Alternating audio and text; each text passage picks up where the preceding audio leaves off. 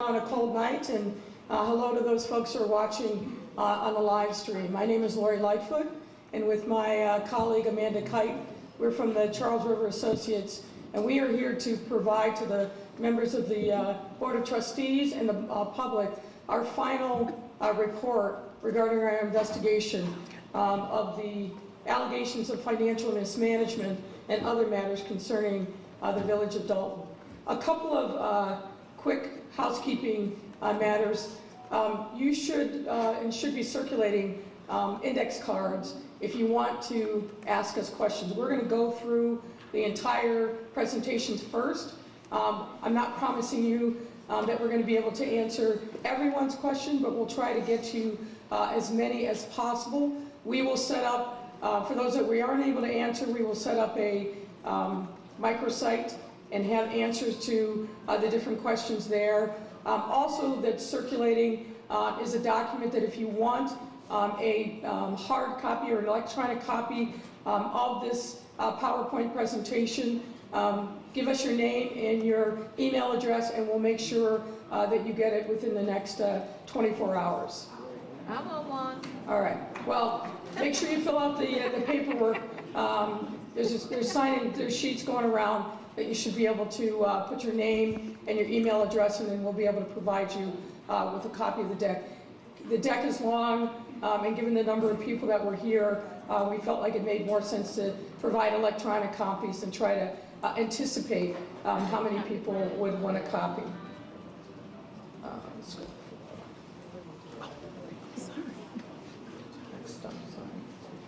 So let me start by saying that, as you know, we began this investigation in earnest back in the spring of 2024 after the trustees overrode a veto of the resolution of hiring us through the Legislative Council.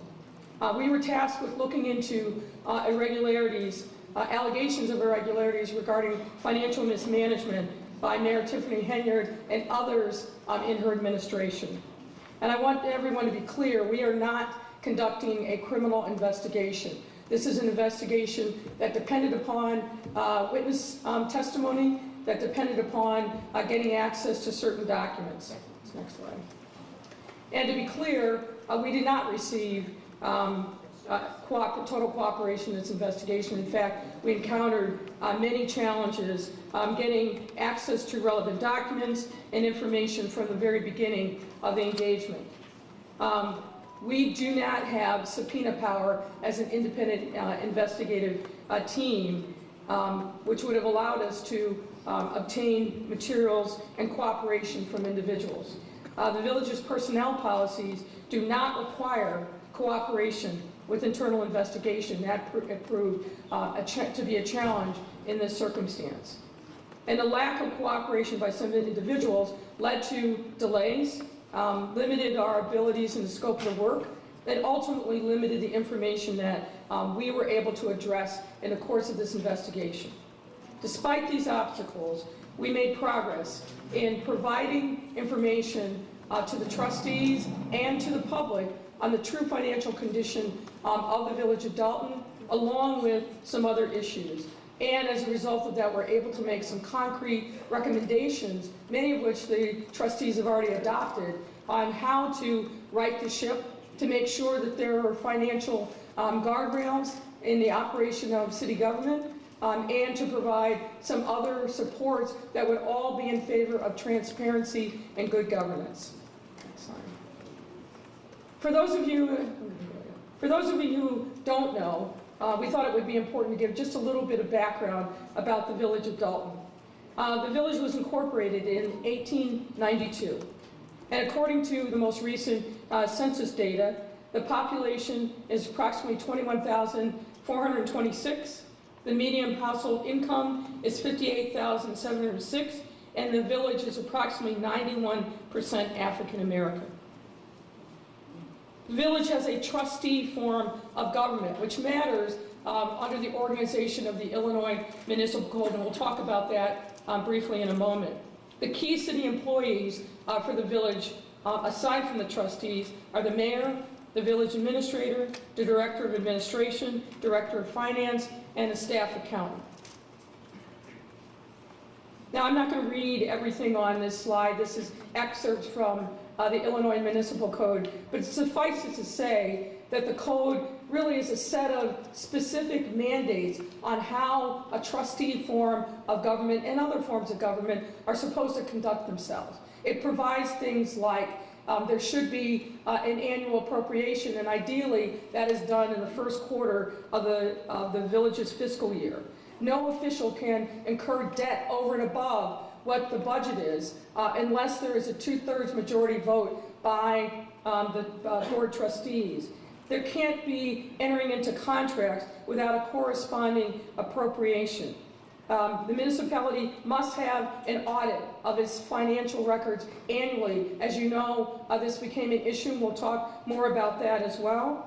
And that audit and other financial information must be filed annually with the comptroller's office, or, as has happened now to Dolton, the comptroller has the ability to force an audit of the financial records. Now, on that point, if you go to the comptroller's office and you look under on their website under the municipal division, there are literally hundreds of municipalities across the state of Illinois who have not filed the necessary financial documents, whether it's the financial report, whether it's the audit, and some of these delinquencies go back years.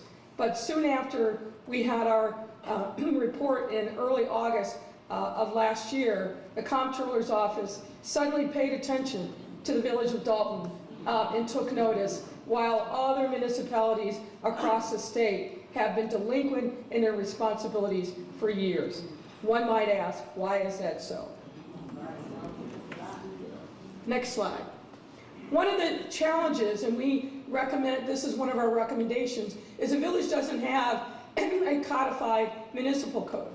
And what this means is the resolutions, the ordinances that are the backbone of governance for the village are not assembled in one location, filed with the state, so that all of you can look up what's the code say on this, that, or the other thing. This became something that we learned early on, which a little bit of a surprise, but became another challenge to overcome in making sure that we had a true picture of what the rules and laws were that had been passed that govern the village of Dolton. As a result, the absence of archived ordinances and resolutions not being readily public led to gaps in our understanding about the laws, making governance unnecessarily difficult. Next slide. One thing, given what you've heard and seen over the course of the last couple of years, the village actually does have a purchasing policy and manual. And it's very straightforward, as you might expect. The challenge has been it hasn't been followed, and we'll get into details about that. But let me give you a little specifics. The policy essentially provides directions for the acquisition of all goods and services. And when used with good judgment and common sense, as it reads, the quote, the policies and procedures conveyed within will allow the village to obtain required supplies and services efficiently and economically. The policy also provides, in general, all supplies, materials, equipment, contractual and professional services required for operational efficiency will have been included in the annual budget. Next slide.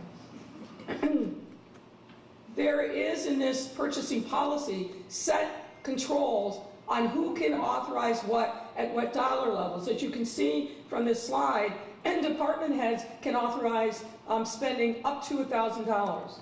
Between $1,001 and $5,000, the village administrator can approve. And over $5,000, any expenses for goods or services over that amount must be brought to the village board for approval as set forth in the purchasing policy. The finance department is supposed to have a position called the staff accountant. That person is responsible for centralizing and overseeing the purchase of goods and services for the village, and to determine whether or not an item proposed to be spent, that there are adequate funds, and and proper purchasing procedures have been followed before any monies of the village are incurred. That person is supposed to be reviewing and initiating all purchase orders, payment requests after they are submitted to the finance department for payment. They're supposed to be centralized purchasing. That makes sense because in best practices, you want to make sure that there's not what we call rogue spending going on, and that the village is getting the benefit of its bargain by maximizing its buying power. The purchasing policy specifically says that those items are supposed to be uniformly purchased by the purchasing agent. And the purchasing policy also requires the use of purchase orders. Those are essentially requisitions for goods and services, and it's detailed there. Similarly, the purchasing policy requires that when a purchase order is issued, it has the same authorization requirement as other matters. 1,000 by department heads, 5,000 by, up to 5,000 by the village administrator. Anything over 5,000 has to come before the board for approval. Now, just to give you a little bit of context, because we're going to be using this term as we go forward in this presentation, there's something called a warrant that is used that also dictates how municipal funds are spent. The warrant is typically created based upon invoices that are created by a vendor and submitted to the department head for approval. As we told you in August, there is no electronic process for the submission of invoices from vendors. Paper copies, typically sent either in by hand or by email, are sent to department heads for approval. They must then list them in an electronic payment system called My Viewpoint, and then that generates the items that appear on the warrant list.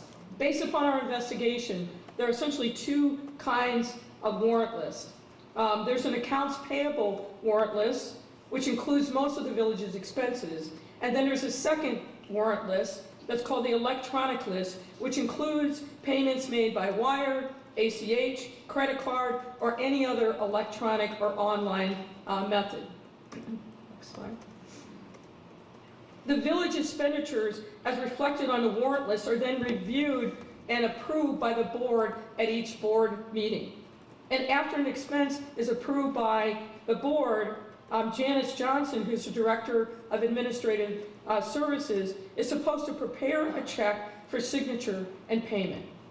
However, if Ms. Johnson is directed by Mayor Henyard or someone else, or there are insufficient funds to pay the item on the warrant list, then those checks are held.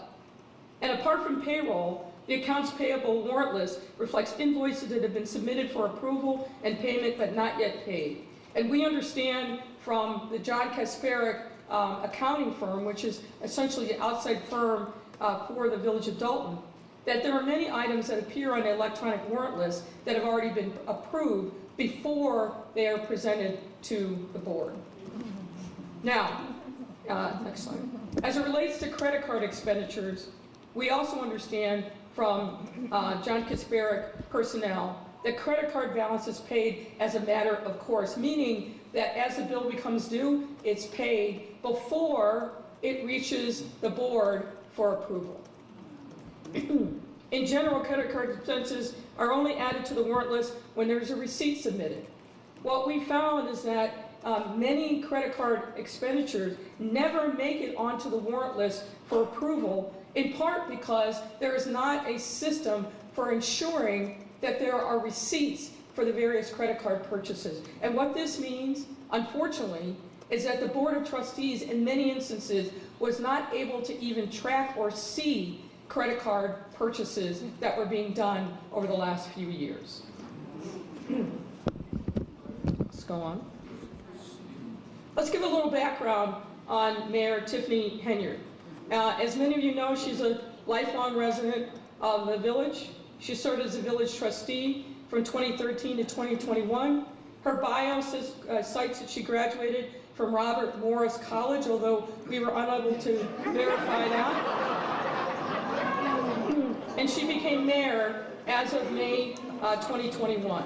Now keep in mind, folks, there were 2 elections. There was an election at the end of February that went to a runoff, and then there was a final election later that spring. At the time of that second election, according to records provided to us by the County Clerk's Board of Elections, only 9.5% of registered voters in Dolton came out to vote. That's terrible. Terrible. Let's go to the next one. To set the framework further, we wanted to make sure you understood who were the people in charge of making various decisions under Mayor Henyard's administration. Aside from Mayor Henyard was the village administrator. You may recall that that was initially Dorothy Brown. And then in late 2021, Keith Freeman began his duties as the village administrator. The director of finance, you would think this is a very key position. Unfortunately, what we found over the course of our investigation is there are many periods of time during Mayor Henyard's tenure where that position was vacant. At one point, Tanjanique Miller fulfilled the role sometime in 2022 on a full-time basis, and then she went to a part-time basis by December of 2023 and worked only remotely. The position has been vacant, again, since early 2024.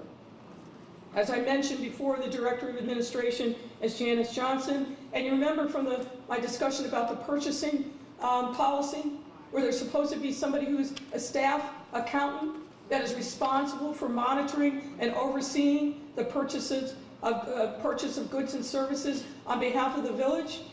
There's no such position that exists in the village of Dolton. Wow. As a result of the small staff managing the city finances, the John Kasparek firm has essentially become the in-house, although they're outside, but the in-house financial department for the village of Dolton. Because there are a limited number of personnel, they became the de facto finance department. This remains true to this day. Kasparek firm has a junior staffer who is embedded in the village, and that person is here multiple times a week. There's a senior person that oversees that junior staffer, and the John Kasparek firm is involved in virtually every aspect of the finances of the village. Reconciling bank records, assisting in the preparation of payroll, creating those monthly warrant lists, village accounting records, as well as a variety of other expenses. And as you might imagine, ladies and gentlemen, that kind of work, day in and day out, month after month, is not cheap. So the village is paying an extraordinary amount for outside services because it doesn't have the staff internally to do that. And in the absence of the director of finance, without the Board of Trustees being directly involved, there is very little oversight over the work that's being done on your behalf. Now, I want to also now shift gears and talk about some key events that have led to some of the financial crises that the village is experiencing.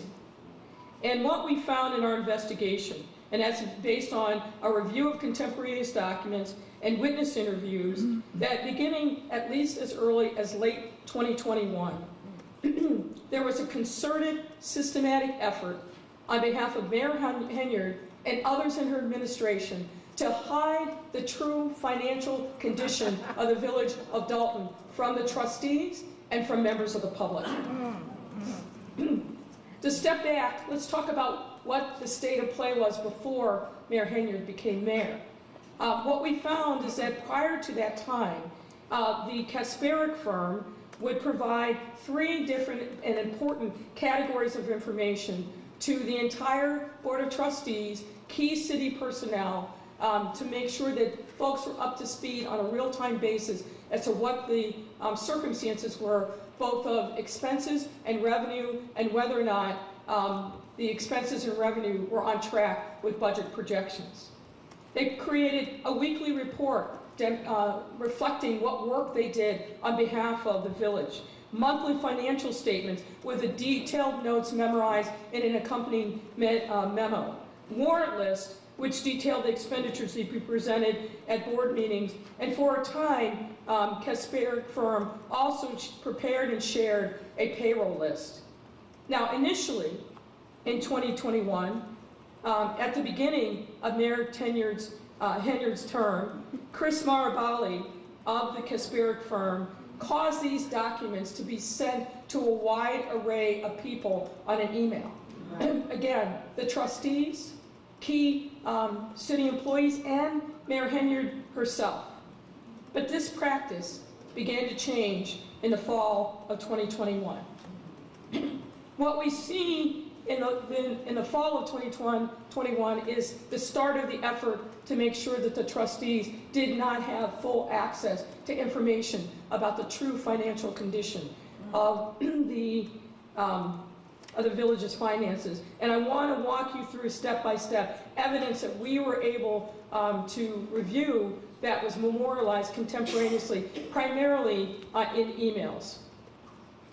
In September 28,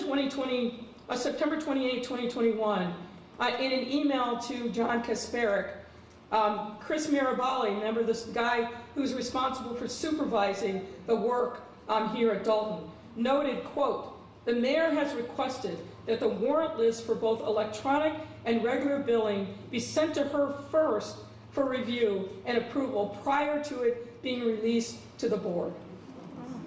On October 4th, 2021, Trustee House emailed Marabali seeking missing payroll reports that he had not received since the August 27, 2021 payroll.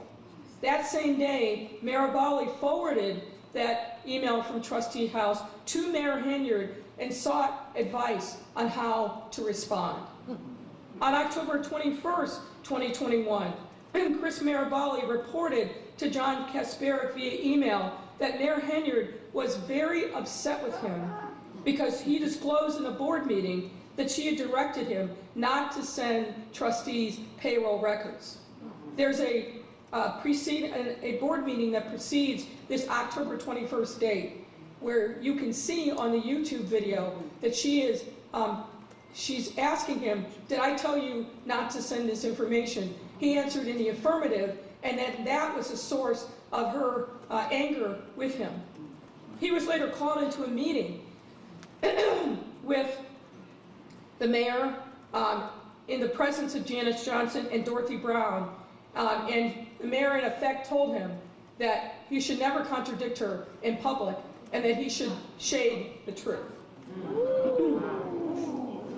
By November of 2021, a split between Henyard and certain trustees was in full bloom and played out in the trustees' shrinking access to village financial information.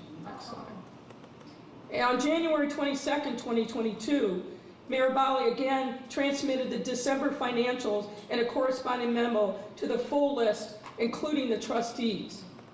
But by February 9th, Trustee Steve sent an email to Marabali and others objecting to not having received payroll reports for approval and saying that he would not provide his consent for approval by the board if he did not receive those payroll records ahead of time.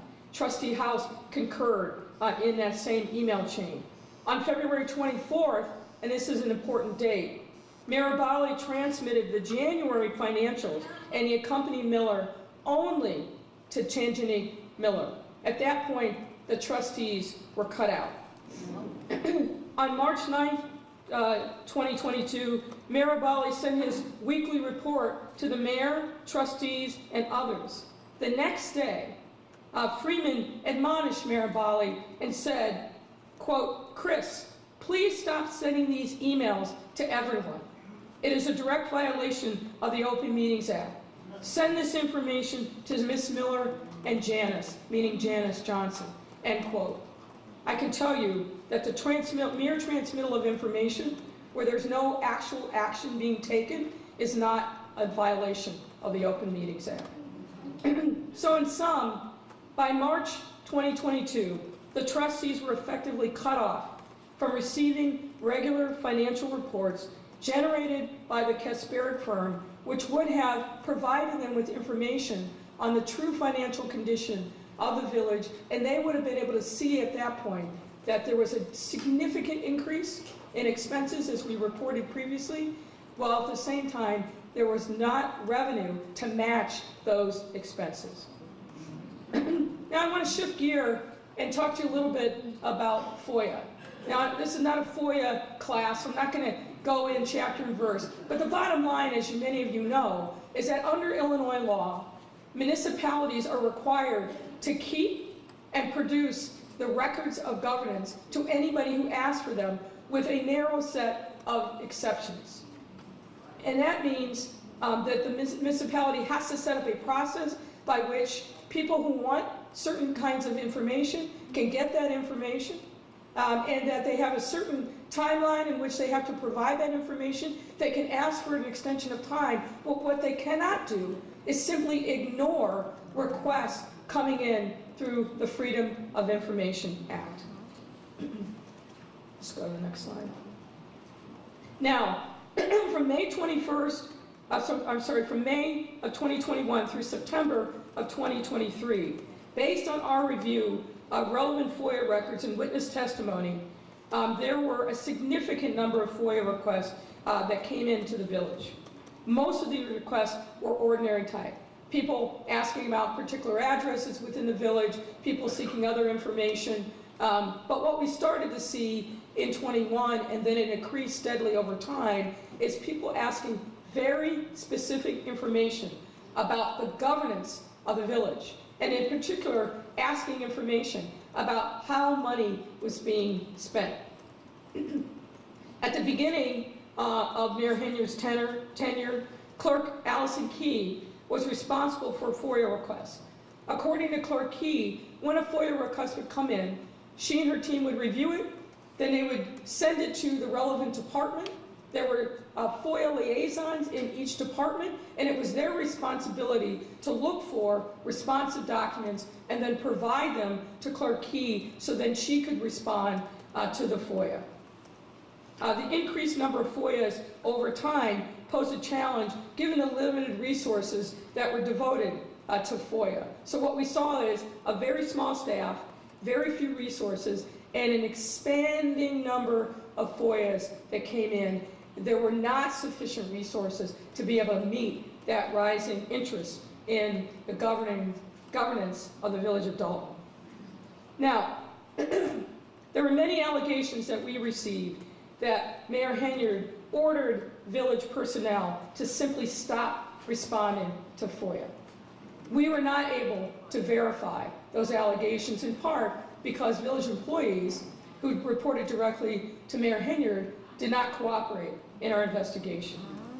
However, in April of 2023, trustees passed an ordinance intended to get the FOIA process back on track. And that ordinance read in part, quote, "Whereas the Board of Trustees finds that the village has experienced an insurmountable backlog of FOIA requests due to failures of village staff to respond to requests for information from the FOIA officer at the instruction of the mayor and her village administrator." The trustees obviously believe that that's precisely what had happened, which is that the mayor had instructed people within the departments not to respond to FOIAs. Now, despite the passage of this ordinance, the FOIA process didn't improve. And in fact, it continued to break down the non-cooperation of village staff, and many of whom simply, according to Clerk Key, simply stopped responding to her when she would send them FOIAs. And as a result, you know what's happened. Some of you, I'm sure, experienced it directly when you filed FOIAs. There were appeals made to the Attorney General, and in some instances, people simply filed suit. Now, one key milestone that I want to bring to your attention is when Clerk Key was stripped of her jurisdiction over FOIA. As you can see from the screen, she received an email from Keith Freeman on September 7th, 2023. And in this email, I'll read the body of it. Dear Clerk Key, I am writing to inform you that you are hereby removed from your duty as a FOIA officer effective immediately. Your inability to process FOIA requests in a complete and timely manner has left us no choice but to restructure our process going forward. The village has redirected FOIA officer duties to another party, and as such, your services are no longer needed. I have advised all department heads of the change. Now, I want to be clear that Clerk Key denies the various allegations in Freeman's email. But I want to lift up a couple things that I think are notable about this email in particular. When you see the language, the village has redirected FOIA officer duties to another party. Note in this email, he doesn't say who that other party is. And what we know from our investigation is that we were never able to determine who the person was that's actually handling FOIA and whether or not that person received the proper training. FOIA is not easy.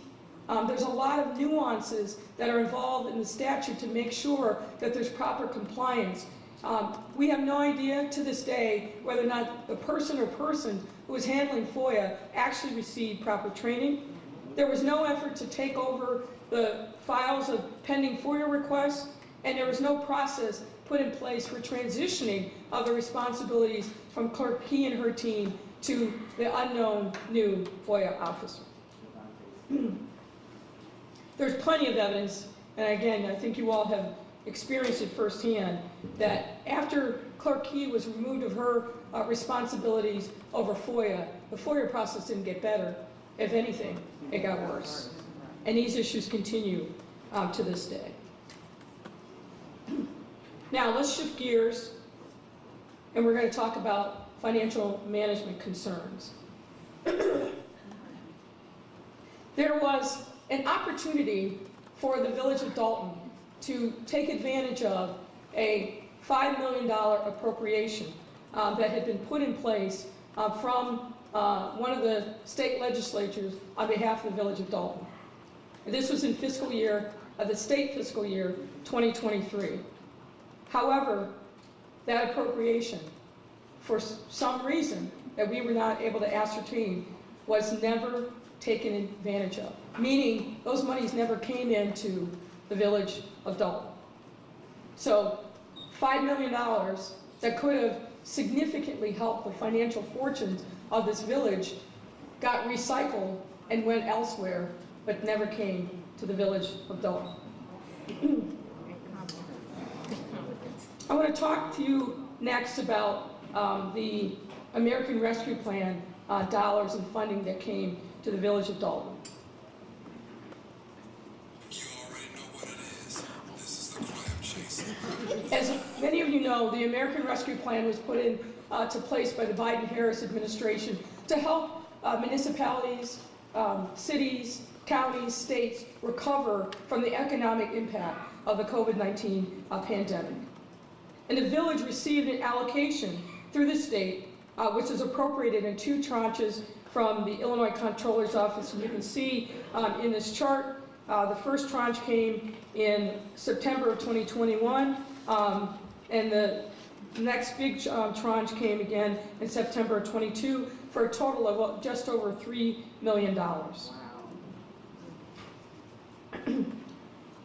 The U.S. Treasury Department had very strict reporting requirements on how municipal governments use those ARPA dollars.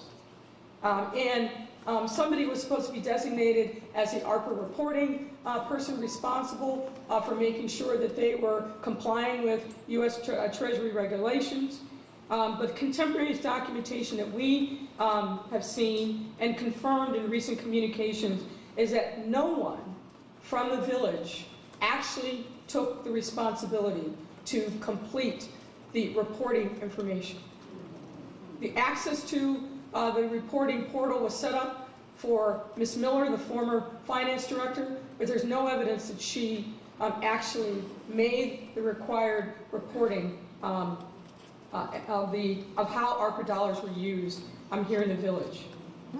And based on the records that we have seen, there's approximately $1.7 million left of the ARPA funds, and it's held in a specific capital projects account. Based on what we've seen in the financial documents, the ARPA funds were used in a variety of ways, as you can see from this chart. As you noted, there's a big category of $481,379 called other expenses. This was used for a variety of different things, from construction materials and supplies, lawn care, pest control, utilities, sprinkler installation, but none of these things were specifically approved by the board. Now, at this time, I'm going to turn it over to my colleague, Amanda Kite, who's going to walk you through some more detailed information on the financial status as of October 31st, 2024. Take it away. So now we're going to walk through and largely provide an update to the financial information that was presented back in August. And we've been provided records that cover the first 6 months of the village's fiscal year 2025. As of October 2024, the village's general fund, which is the fund that's used to account for the majority of the village's operations, remains in a net deficit position. However, the deficit position has decreased or improved from the information that was presented in August. And as of October 2024, the general fund's net deficit position is currently $2.4 million. Additionally, during the first 6 months of fiscal year 2025, the average monthly expenditures of the village have also decreased. Through fiscal year 2024, the village was spending on average $2.5 million per month. During the first 6 months of fiscal year 2025, that number is down to $2.1 million per month on average.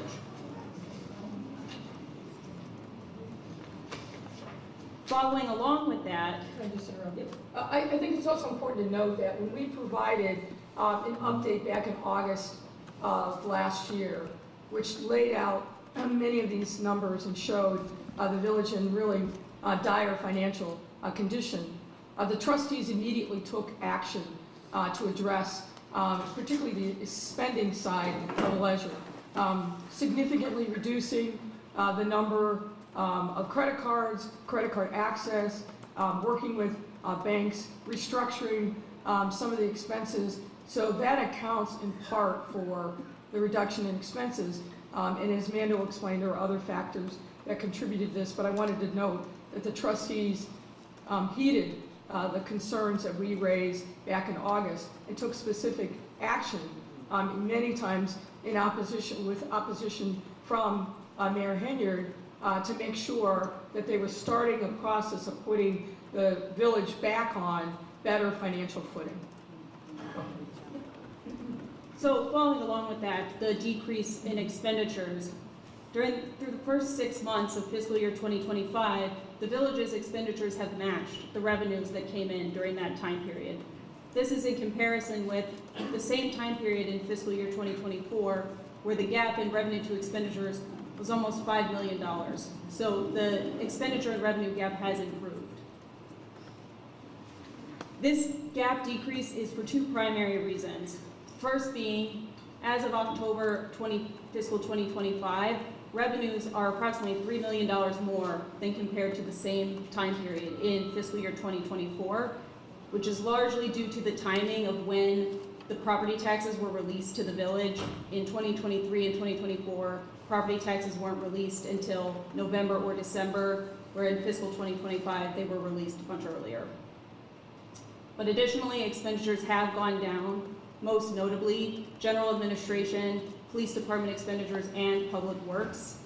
A couple of categories that we found significant decreases is in general administration, telephone, and miscellaneous expenditures, as well as in police department overtime and medical insurance.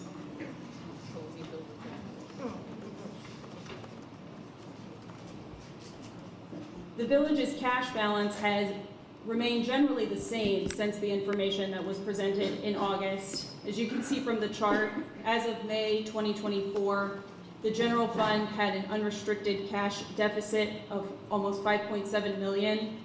As of October 24, that amount is a deficit of around 5.5 million.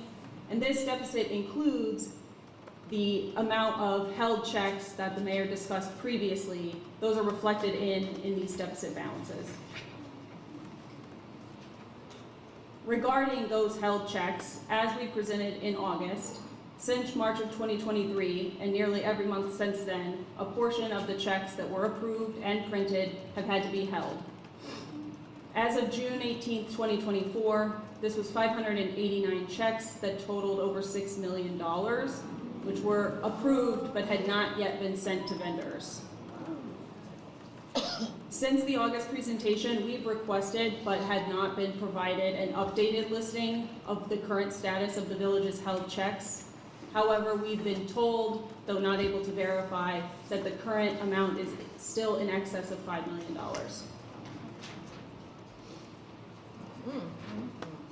Turning now to discuss the village's use of credit cards.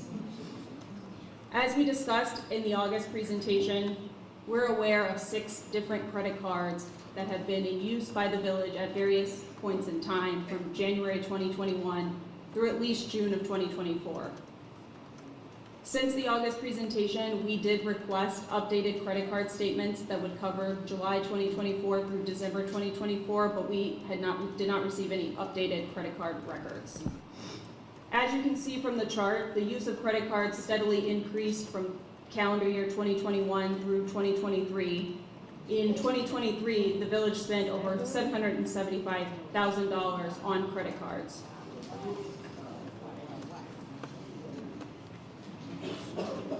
As the mayor earlier discussed, oftentimes credit card expenditures have no accompanying receipts.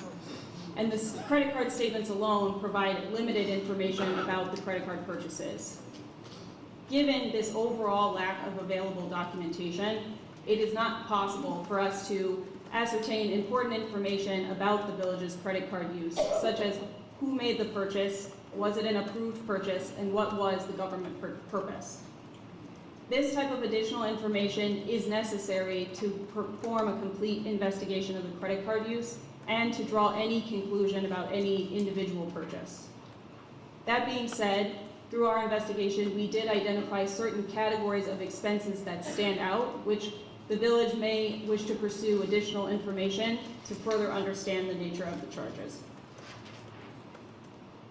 For example, from 2021 through June of 2024, village credit cards were used for over $171,000 in travel-related costs. Things such as airfare, excess baggage fees, hotels, meals, rental cars.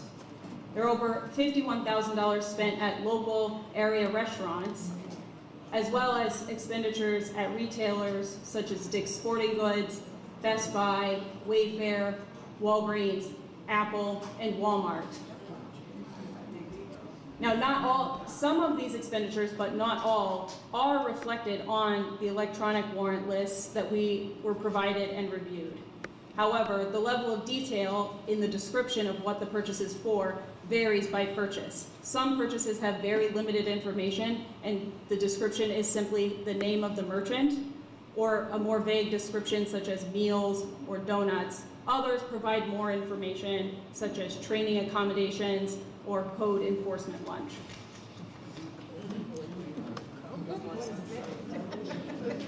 One area in our investigation where we were able to obtain detailed purchase information relates to Amazon purchases.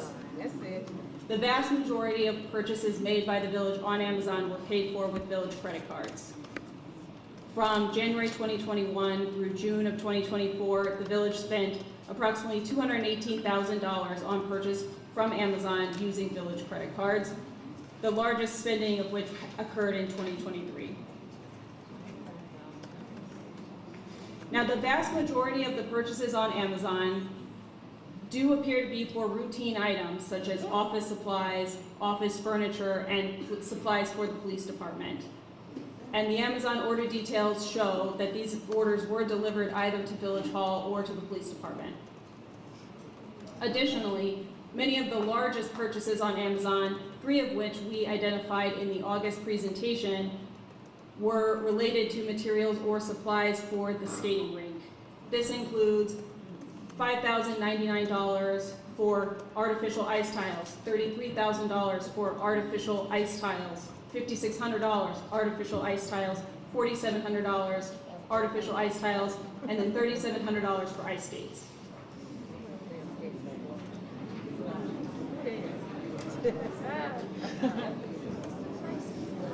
No.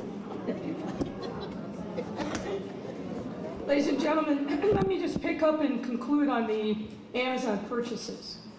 The various routine office supply and office furniture purchases simply do not appear to be in compliance with the village's purchasing policy as we described. There appears to be no centralized purchasing or inventory control as required in the purchasing policy. So while we were able to see that these various purchases were delivered either to Village Hall or to the police department, there is no tracking system for what happened to them after they arrived here. And while Janice Johnson was listed as the originator for a number of these purchases, what we saw in the Amazon records is that there were 9 other purchasing sources identified in the Amazon records. So lots of people were billing, charging things and purchasing them from Amazon. And we similarly found no evidence that the purchases related to the ice rink that were done in 5 separate purchases totaling approximately $48,000, that they were done consistent with the purchasing policy either.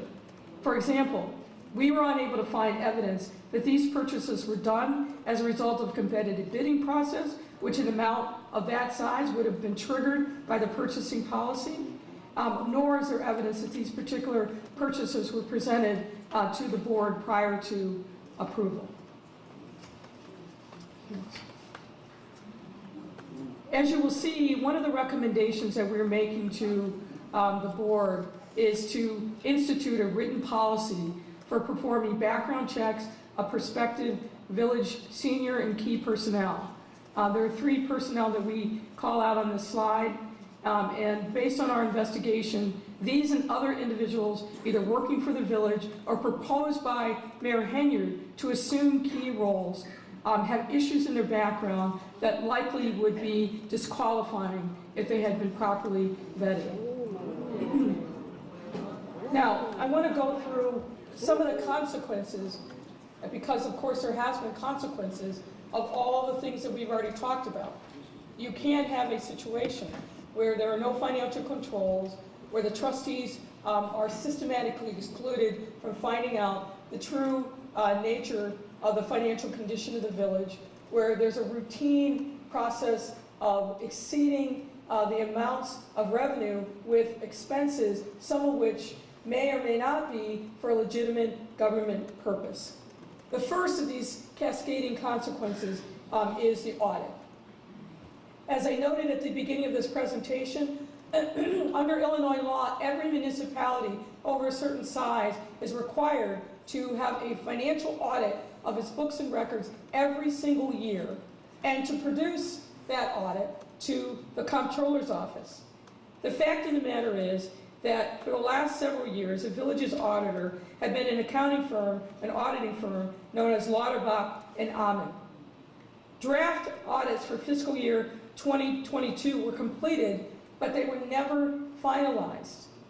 And then Lauterbach and Amann resigned as auditor on October 27, 2024, effective immediately, which is essentially less than 3 weeks after we had our first public disclosure of the true financial condition of the village. And on October 15, 2024, the Illinois Comptroller's Office notified the village that it was going to force an audit on the village for not complying with the mandatory audit reporting requirement.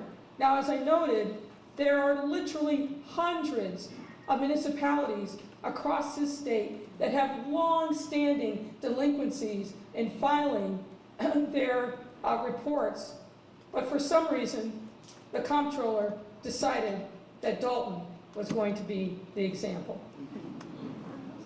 Next slide. One of the other consequences that we have seen over the course of Mayor Henyard's tenure is a significant uptick in litigation.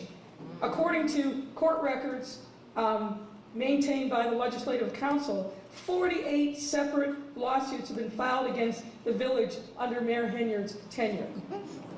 12 pending matters relate to FOIA violations, and 8 pending matters by village vendors allege improper revocation or failure to renew business licenses. And you may have seen recent reporting that on Friday, Mayor Henyard herself was held in criminal contempt for failing to sign a liquor license for an existing business owner here in the village, despite being ordered by the court to do so multiple times. Those have costs. Next, I want to walk you through the insurance issue, because insurance is a significant cost in the budget for the village of Dolton. The village's insurance needs are primarily handled by 2 entities: an insurance broker, which is Insurer Source LLC, and something called a third-party administrator, which currently is Charles Taylor, TPA.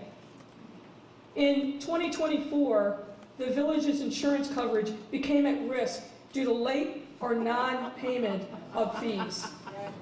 The village's premium financing company sought to avoid its contract with the village, and let me explain what that means. There is a finance company that fronts the money for the village's various insurance costs, and the village pays it back on a monthly basis.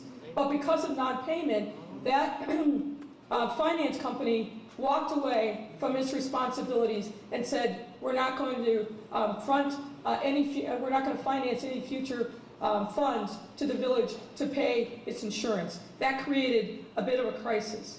The village's longtime third-party administrator, that's the entity that then pays claims that are made by people that trigger the insurance policies. That third-party administrator also walked away and refused to renew its agreement with the village, again, as a result of problems in payment. And then long-time insurance carriers. The village has, like most municipalities, has multiple insurance carriers that cover their insurance, particularly liability insurance. Many of those long-time carriers canceled in the spring of 2024 or declined to renew the village's policies. Next slide. Now, this came at a critical time. The renewal period for village insurance is early August of every year. Typically 60 days before that time, the insurance broker will start negotiating, renewing terms of coverage with the various insurers. You have the TPA walk away, which is known to the insurance companies covering the village. You have the finance company walk away, which is known to the village. And the fact that these other carriers decided not to renew, that also sent a ripple through the insurance market. As a result of the efforts of the insurance broker, he reached out to 36 different insurers, including 10 excess insurers and then 26 non-excess carriers. 5 carriers chose not to renew their coverage for the village. 13 carriers declined to quote coverage for the village, meaning they weren't even interested in providing a quote. And 1 carrier simply didn't respond. And of the excess carriers who provided a quote, they set their threshold for coverage very, very high. 2 set it at $25 million, 4 set it at 10, and 2 at 5, and 1 declined, again, to quote any coverage. Now, the village was eventually able to obtain coverage for the 2024-25 period. However, there were 2 important concessions that the village was compelled to make in order to make sure that it had insurance coverage from August of 2024 to August of 2025. As you can see from this slide, the village was compelled to pay more for less coverage. We have here a kind of side-by-side comparison of what the coverage was under general liability, law enforcement, public official, and auto liability. In the preceding year, the coverages were almost equal at $11 million. But as you can see, in the current coverage period, there's a significant decrease in the amount of insurance coverage that the village now has to handle whatever liability issues may come up. The other significant concession was that the insurance carriers refused to cover Mayor Henyard. As you can see in the third bullet, there's a quote directly from the insurance policy. The insurer covers all elected officials, provides that as a separate part of its coverage, but specifically in writing excluded any claim made against any insured which is brought by, on behalf of, or against the following entities or individuals, and that is Tiffany Henyard. And the emphasis here was in the original. This coverage exclusion regarding Mayor Henyard also applied not only to the general liability policy, but also the law enforcement policy. Now, there are implications for the village given the cancellation of coverage for Mayor Henyard during this coverage period. Mayor Henyard will have to pay for all defensive costs related to her out of pocket, or the village could decide on its own to pay for her coverage, but it won't be covered by the insurance carriers. Now, Mayor Henyard would then be responsible for any judgments, settlements, or attorney's fees rendered against her personally, separate from the village. And there's an open question as to whether or not Mayor Henyard will participate in litigation that she has to pay for herself, and what that would mean for the village if she simply defaults, meaning doesn't show up, doesn't participate in ongoing litigation. So the absence of coverage has significant implications for the village and for the taxpayers of the village of Dolton. Other implications. The fire department. After 2 years with no resolution of a contract, finally in the fall of 2024, Legislative Council was able to reach a collective bargaining agreement with the fire department union, which a majority of the board approved over Mayor Henyard's objections. The village is currently in negotiations with the police department, but the challenge with that, negotiating that contract, is without audited financial statements. And you remember we said there's been no audit of the financial statements since fiscal year 2021. It's difficult for village negotiators to be able to project what revenues are going to be coming in so they know what a fair salary and compensation would be. Now, as we're winding down here, I want to cover quickly some other remaining items that I know are of interest to the public. And let's talk for a minute about the Las Vegas trips and the allegations against Trustee Holmes.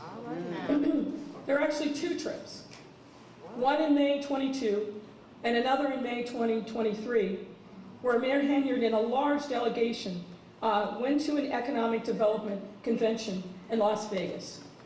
The convention was called Recon, and that was put on by the International Council of Shopping Centers. Financial records from the village and Thornton Township reflect that a number of people traveled to Las Vegas on both of these trips, and that the expenses of their travel, their lodging, their meals, and entertainment were paid for on village and township credit cards. There is no evidence that any business development opportunities came to the village as a result of either of these 2 trips.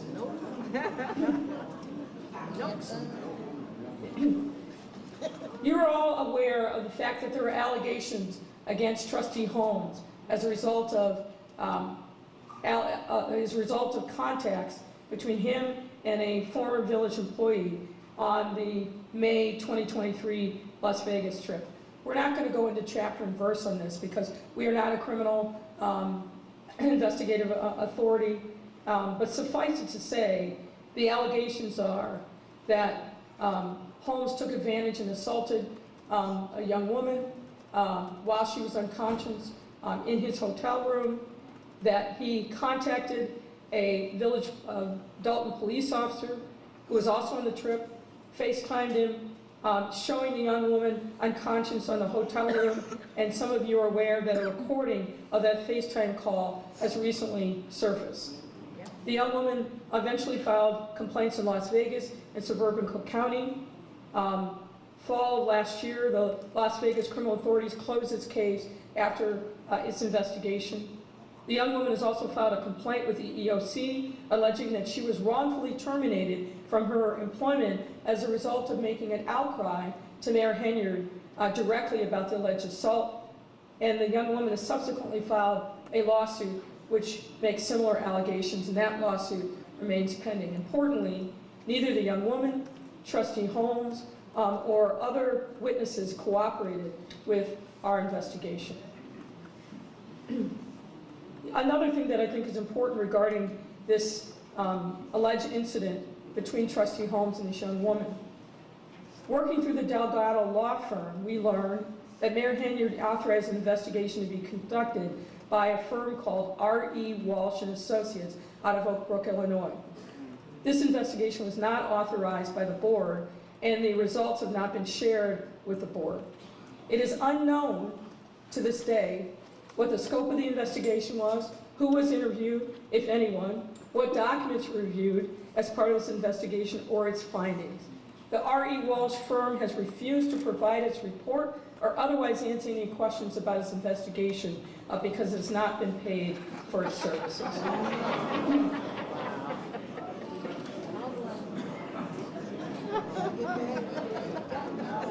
Let's talk for a moment about Thornton Township. In the course of our investigation, we received a lot of information that there was significant use of Thornton Township funds to cover expenses for the benefit of the village of Dolton. Similar to the lack of cooperation from the village personnel under the control of Mayor Supervisor Henyard, we face obstacles obtaining documents from Thornton Township. We therefore are not suggesting we do not have a complete picture of a variety of the allegations against Mayor Henyard and others in connection with the operation of the township. Nonetheless, we received some information to determine that a similar pattern of financial operations existed at the township during Mayor Henyard's tenure. For example, credit card use. We were able to review records from May of 22 through October of 22, June of 23 through, January of 23 through June of 23, and January of 24 through June of 24. Obviously, not a complete set, but detailed records. Some of these records, excuse me, were heavily redacted. They look like the CIA put the documents through their censors. So it made analysis somewhat difficult. But we were able to decipher some of the records. There were multiple credit cards in use in Thornton Township, in the names of township employees specifically, such as Tony Sherman, Keith Freeman, Shelley Miles, Robert Hunt, Marsha Walker Brown, Tanika Hughes, William Moore, and others. In 2024, for example, based on those 6 months of records, monthly charges range from $88,000 a month to over $100,000 in many of those months. And there were a significant number of food purchases and other expenditures that frankly warrant further investigation as to whether or not there was a legitimate government purpose for those expenses. There was overlapping hiring and firing of township personnel. A number of witnesses that we interviewed indicated that within months of Tiffany Henyard becoming supervisor on March 3rd, 2022, a number of longstanding employees lost their jobs. We heard many allegations about political retaliation, cronyism, and that people were let go because they questioned the seeming elimination of hiring and purchasing norms. Efforts to verify these allegations, principally through FOIA requests, did not bear fruit, as the township often claimed no responsive documents or failed to address specific FOIAs. We know that Henyard hired her boyfriend, Kamal Woods, to run a township youth program. His personnel file, such as it is, contained very little information to justify this hire. Tamika Henyard also became an employee of the township. And Henyard installed her former administrative assistant, Carmen Carlisle, to fill a vacancy left by the death of a long-standing trustee. We received information of various allegations of political retaliation. You are all, by this point, well aware of Henyard's treatment of Township Assessor Cassandra Elston that included locking Elston out of township offices and then later accusing Elston of abandoning her job. All of those things is well documented. We won't go into details. We were able to verify that longtime township employee Dwayne Thrash has alleged in a lawsuit that he was fired from his job, not because of competence or insubordination issues, as were later put into his personnel file, but because he refused efforts by Henyard and Freeman to agree to a plan to effectively let Henyard take control of a local suburban school district on which Thrash was one of 3 members. The alleged plan included creating a paid employee role for Henyard, firing other employees, and terminating the relationship with an existing law firm and instead installing Henyard's chosen law firm. Can you guess? The Delgado firm. Thrash alleges that he would not agree to the plan and subsequently lost his Thornton Township employment in retaliation. Now, we have a number of recommendations that we are making to the trustees. I'm not going to spend time tonight going through those. The trustees have them. But suffice it to say, there are obvious things related to finance. There are obvious things related to personnel. And some of these things, as I indicated, the trustees have already started to embrace and implement, particularly with respect to putting guardrails around the finances of the village. And with that, we will close.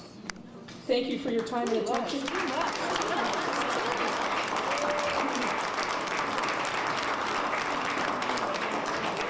Now, as I said at the outset, we had passed out index cards. If you have questions written on them, pass them forward, and we will entertain some questions. Can members of the Park District staff perhaps help us collect some of these cards and bring them forward? If you have a card, hold it up in the air, and somebody will come by. Maybe pass them forward to the front. That's probably the easiest thing to do. For the report. I give one.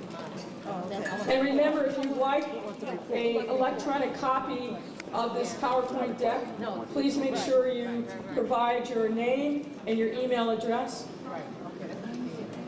He say excuse me or nothing. Pick it up. He knocked it on the floor. Come on up, man. If you've got questions, please pass up your index card. We'll try to get to as many as we possibly can.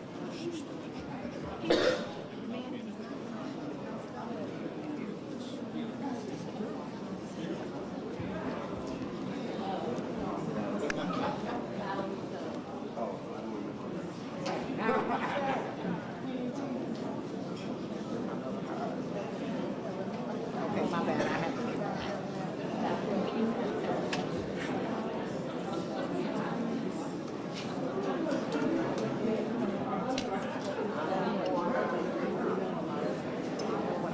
All right, we have a couple of questions.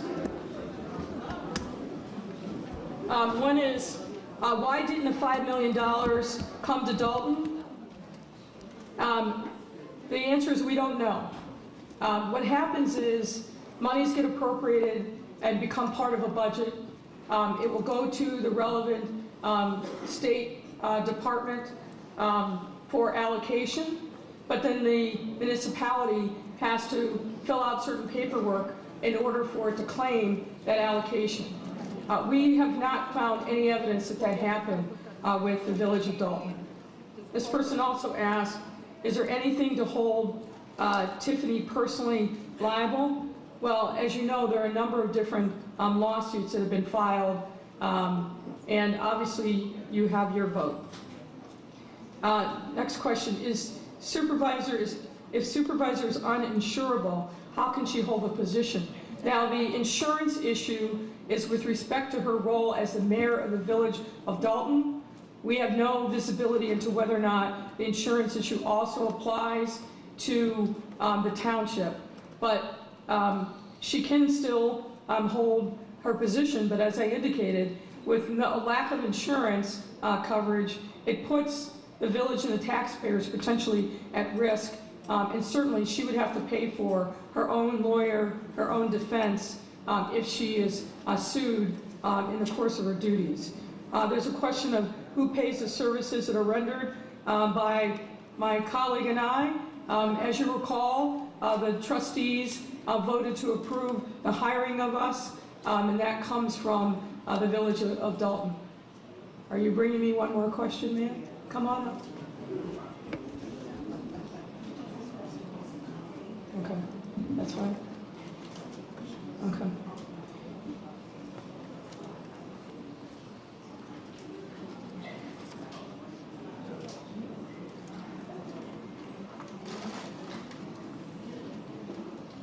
There's a question that whether the village will be able to get federal or state funding to bail us out of this mess. And the answer is, I think that's a matter that the trustees are actively pursuing. There's a question, have all of your findings been given to the FBI and any agency concerned? Maybe we'll all turn and wave to our friends in the federal government who are surely watching this live stream.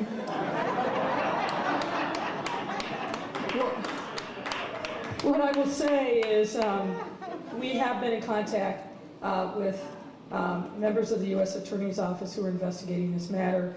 I know that the FBI has also been in contact with various people who have information about the allegations that are here. What they intend to do and the timing of that, no one really knows except for them.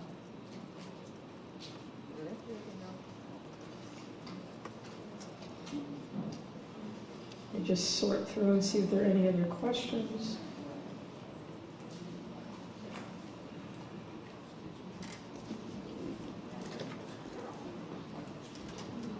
Someone asked, for the $5 million grant, was it mismanagement or theft that we did not get it? As I mentioned before,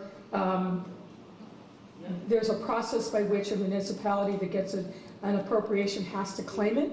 There's no evidence that that process was followed.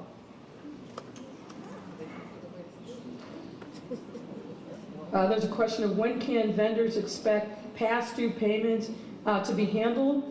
I'm aware that the trustees are working diligently to try to work through the number of vendors who are owed goods and resources, but recognizing that village resources are tight. There's a question of how much money is owed to credit cards. I think we covered some of that in our report. The trustees have substantially cut down access to credit cards, so we expect credit card spending to go down. Most of the payments were made and the balances paid in total at the time that they were incurred. And there's a second question, is Tiffany going to be held responsible to repay the money spent on the ice rink? That's a very good question to which we don't have the answer. Okay, all right, we've got final 3 questions.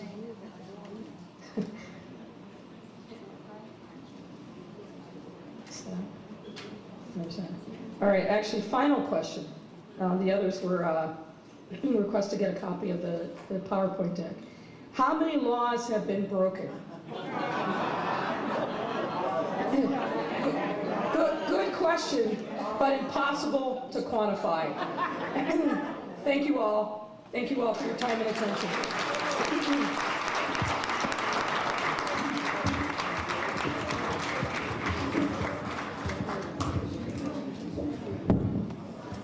Okay, we want to thank everybody for coming out, and on behalf of the Dolton residents, Board of Trustees, we want to ask everybody to give a round of applause to Mayor Lightfoot for her hard work